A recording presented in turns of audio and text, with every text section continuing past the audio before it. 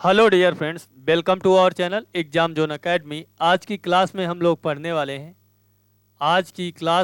पढ़ने वाले हैं दिल्ली सल्तनत का क्लास नंबर 2। दिल्ली सल्तनत की क्लास नंबर 2। इससे पहले एक क्लास हो चुकी है, आप लोगों ने नहीं देखा तो उस क्लास को देखिए, उसके बाद में अगली इस क्लास को कंटिन्यू कीजिए। ठीक है, तो आज का जो पहला प्रश्न जो पूछा गया है, पहला प्रश्न पूछा गया है, हिंदू शाही राज्य की राजधानी क्या थी। तो जहां पर 1000 ईस्वी में महमूद गजनवी ने पहली बार आक्रमण किया था। किसने? महमूद गजनवी ने पहली बार आक्रमण किया था। तो उसकी राजधानी क्या थी? तो उसकी राजधानी उद्भांडपुर, जिसे औहिंद और वहिंद भी कहते हैं। Option number A right answer हो जाएगा। ठीक है, और यहाँ का शासक कौन था? जयपाल था। कौन था? जयपाल था। जबकि दूसरा आक्रमण जो होता है बहुत इंपॉर्टेंट है, दूसरा आक्रमण मुल्तान पर होता है। कहाँ होता है दूसरा आक्रमण जो होता है? वो मुल्तान पर होता है। ठीक है, मुल्तान पर होता है। ये 1004 से लेकर के 1005 ईस्वी में होता है। ठीक है, उसके बाद में 1005 ईस्वी में होता है। और यहाँ का जो शासक होता है वो अब्दुल फतह दाऊद था। कौन था? अब्दुल फतह दाऊद था। ठीक है, उसके बाद में अगला प्रश्न है, अजमेर की बात करोगे तो अजमेर पे महमूद गजनवी ने कब आक्रमण किया था? ठीक है, अगला प्रश्न है, महमूद गजनवी का भारत में अंतिम आक्रमण किसके विरुद्ध था? तो जानते हो, अंतिम आक्रमण जो था वो जाटों के विरुद्ध था। किसके विरुद्ध था? जाटों के विरुद्ध था। तो ऑप्शन नंबर डी जो हो जाएगा, option number D right answer हो जाएगा। अंतिम आक्रमण जो था इसका, ये जो था ये जाटों के विरुद्ध था, और ये भी 1027 में था। कब था? 1027 ईस्वी में था। अगला प्रश्न है, हिंदू शाही राज्य का कौन शासक तुर्कों से बार बार पराजित होने के कारण ग्लानिवश आत्मदाह कर लिया था? तो उसका नाम था जयपाल। कौन था? जयपाल था। तो option number A right answer हो जाएगा। क्या हो जाएगा? Option number A right answer हो जाएगा। उसके बाद में अगला जो प्रश्न पूछा गया है, महमूद गजनवी किस वंश का शासक था? तो महमूद गजनवी का जो वंश पूछा गया वो यामिनी वंश का था। गुलाम वंश का कुतुबुद्दीन ऐबक, इल्तुतमिश, ये सब थे। जबकि आप जानते हैं खिलजी वंश के जलालुद्दीन फिरोज खिलजी थे, तुगलक वंश के गयासुद्दीन मोहम्मद तुगलक थे। तो इन्होंने सबने स्थापना की थी। अगला प्रश्न है, महमूद गजनवी के साथ भारत आने वाले इतिहासकारों में से कौन सा था?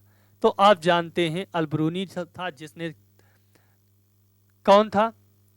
अच्छी, इसमें पूछा है कौन नहीं था।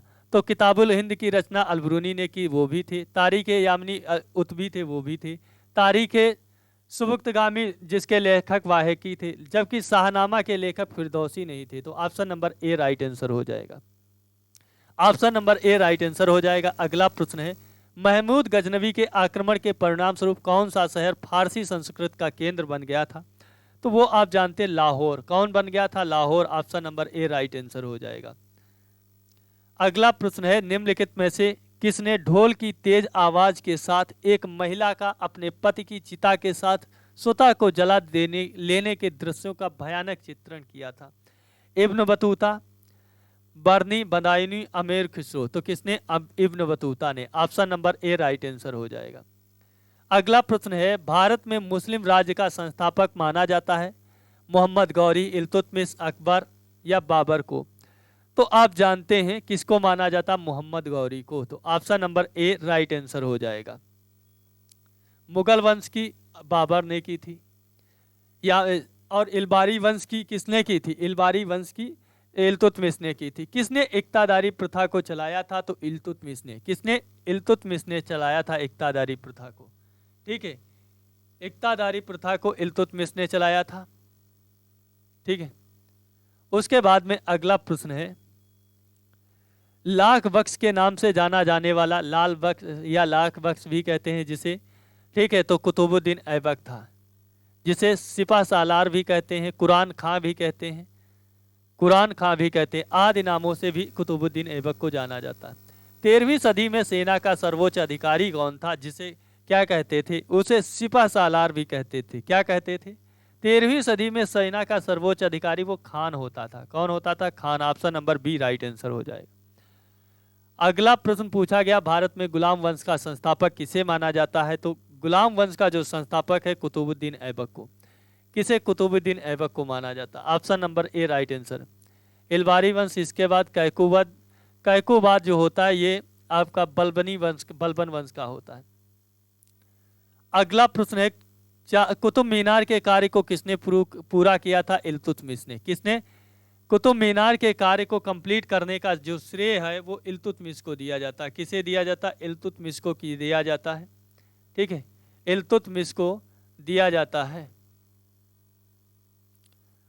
अगला प्रश्न जो पूछा गया है, निम्नांकित में से दिल्ली का पहला तुगलक सुल्तान कौन था? तो अभी मैंने बताया तुगलक सुल्तान की बात करते तो गयासुद्दीन तुगलक था। कौन था? गयासुद्दीन तुगलक था। तो तुगलक वंश की बात करते तो गयासुद्दीन तुगलक था दिल्ली सल्तनत का वह शासक जो प्रथम शासक था तुगलक वंश। तो तुगलक वंश में कौन था? तो तुगलक वंश की बात करते हो तो गयासुद्दीन तुगलक था, जिसने गयासुद्दीन तुगलक ने लेकर के कब से 1320 से 25 तक रहता है, 1325 तक रहता है। और इसने गाजी मलिक की उपाधि, गाजी की उपाधि कई बार पूछा गया, गाजी की उपाधि किसने जारी की थी? तो इसने गयासुद्दीन तुगलक ने धारण की थी। ठीक है, और इसने अपने जौना खां, जिसे उलूग खां है, उसे दुनिया का खान भी कहा गया। जिसके बाद मोहम्मद तुगलक जो है 1325 से 51 तक दिल्ली की गद्दी पर बैठता है, 1351 तक बैठता है। इसी के समय पे 1333 ईस्वी में अफ्रीकी यात्री इब्न बतूता भारत आता है। ठीक है, और इसे ही अंतर विरोधी विस्मयकारी का मिश्रण भी कहा गया, इसे रक्त पैसा भी कहा गया। उसके बाद में तुगलक, फिरोज तुगलक आता है। कौन सा आता? फिरोज तुगलक आता है। ठीक है, फिरोज तुगलक आता। फिरोज तुगलक 1351 से 88 तक रहता है। उसके बाद में आप जानते हैं मलिक तुगलक आता है। ठीक है, तो अगला प्रश्न पूछा गया है, इसका option number A right answer हो जाएगा। पंजाब के हिंदू शाही राजवंश को किसने स्थापित किया था? तो पंजाब के हिंदू शाही राजवंश को किसने? कल्लर ने स्थापित किया था। Option number B right answer हो जाएगा। वह रोमन सम्राट अगस्टस की भांति सावधान था कि वह दूसरों की तरह शक्तिशाली ना लगे और वह दूसरों के स्तर से अधिक ना लगे। यह संदर्भ किसका था? बाबर का था, इब्राहिम लोदी, बहलोल लोदी या जलालुद्दीन खिलजी का? तो ये जो कथन था ये किसका था? बहलोल लोदी का था। Option number C right answer हो जाएगा। अलबरूनी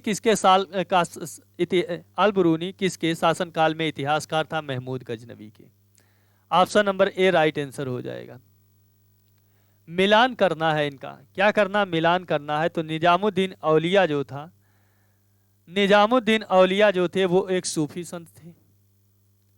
मलिक काफूर जो था, मलिक काफूर जो था वो दास राजवंश को उखाड़ फेंका था। क्या किया था इसने? मलिक काफूर को 1000 दीनारी भी कहते थे। ठीक है, जबकि अलाउद्दीन खिलजी नियंत्रित एवं दाम राशन की व्यवस्था, जलालुद्दीन फिरोज खिलजी दास राजवंश को उखाड़ फेंका था। अगला जो प्रश्न पूछा गया है, निम्नलिखित में से कौन शासक था जो गुलाम राजवंश से संबंधित था? गुलाम राजवंश से इल्तुतमिश था। Option number A right answer हो जाएगा। Option number A right answer हो जाएगा। अगला प्रश्न जो पूछा गया है, जबकि वो शेष तीनों मुगल वंश से संबंधित थी।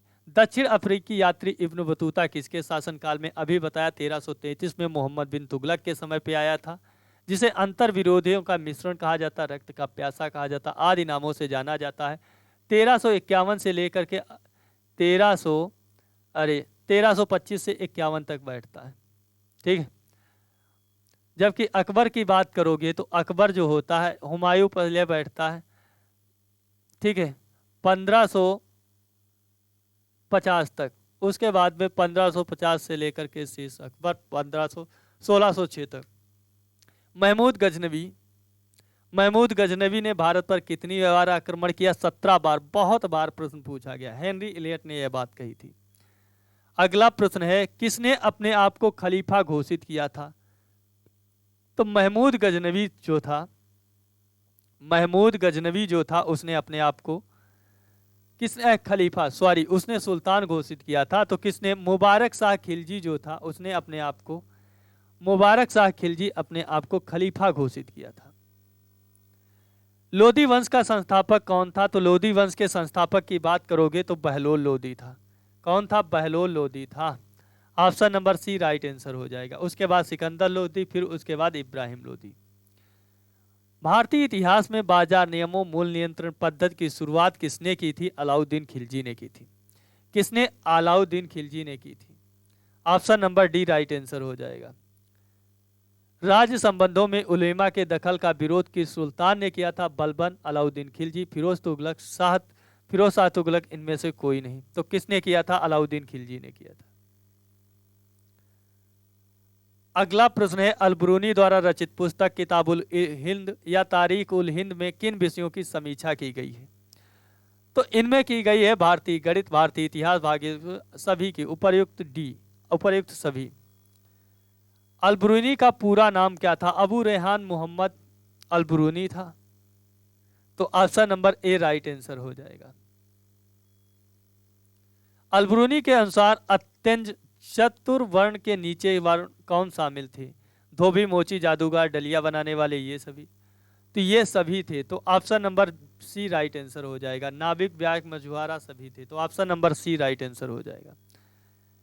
11वीं सदी में भारत का दर्पण किसे कहा जाता है? किताबुल हिंद को, रेहला, तारीख यामनी, इनमें से कोई नहीं। तो 11वीं सदी में किताबुल हिंद को कहा जाता है। Option number A right answer हो जाएगा। अगला प्रश्न जो पूछा गया है, वह हिंद का युद्ध 1008 से 9 निम्न किनके बीच लड़ा गया था? तो वह हिंद का जो युद्ध लड़ा गया था, वह हिंद का जो युद्ध लड़ा गया था महमूद गजनवी आनंद पाल के बीच में। Option number A right answer हो जाएगा। दिल्ली सल्तनत का वह प्रथम सुल्तान था जिसने स्थायी सेना रखी थी। तो किसने रखी थी? स्थायी सेना की बात करते तो अलाउद्दीन खिलजी, जिसने नगद वेतन देने की भी बात की। सुल्तान अलाउद्दीन खिलजी के बाबत के संबंध में कथनों के विचार कीजिए। अलाउद्दीन खिलजी के अनाज के दाम नियत किए गए। अलाउद्दीन खिलजी पहला सुल्तान था जिसने सैनिकों को नगद वेतन दिया, बिल्कुल सही। अलाउद्दीन खिलजी के शासनकाल में किसानों द्वारा दिए गए भू राजस्व का अंश फसल के आधे तक बढ़ा दिया गया था, आधे तक बढ़ा दिया गया था। तो कौन सा इसमें कथन सही है? तो उपर्युक्त इसमें सही है। क्या है? उपर्युक्त सभी सही है। अगला प्रश्न है, दिल्ली के निम्नलिखित सुल्तानों में से किसने तैमूरी शासक मिर्जा शाहरुख के अधिराज्य में आना स्वीकार किया था? तो किसने आना स्वीकार किया था? तो उसका नाम था Khizr Khan Syed. Option number C right answer. निम्नलिखित में से गुरमुखी लिपि के उपनाम से कविताएं किसने लिखा था? तो उसका नाम था सिकंदर लोधी, जो था वो गुरमुखी उपनाम से कविताएं लिखता था। Option number D right answer हो जाएगा। अगला प्रश्न है, आज की क्लास का अंतिम प्रश्न है, निम्नलिखित में से कौन सा कथन रजिया सुल्तान के संबंध में असत्य है? इल्तुतमिश के वंशानुगत राजतंत्र स्थापित करने की कोशिश और पुत्रों की अयोग्यता के कारण रजिया को उत्तराधिकारी मनोनीत किया गया। 1236 ईस्वी में जनता के सक्रिय सहयोग से रसिया सुल्तान दिल्ली की सुल्तान बनी। या कौन सा असत्य है? उसने हफ्सी सरदार मलिक याकूत नायब ममलिक पर नियुक्त किया। रजिया सुल्तान सर्व तुर्क सामंत वर्ग की शक्ति को दृढ़ता किया। ये नहीं, ये भी सही, ये भी सही, ये भी सही। तो ऑप्शन नंबर डी इसका राइट आंसर हो। इसी के साथ में आज की क्लास समाप्त होती है। आप लोगों को पसंद आती तो लाइक करना, शेयर करना, चैनल को सब्सक्राइब करना। मिलता हूं नेक्स्ट वीडियो में। जय हिंद, वंदे मातरम। ओके बाय दोस्तों।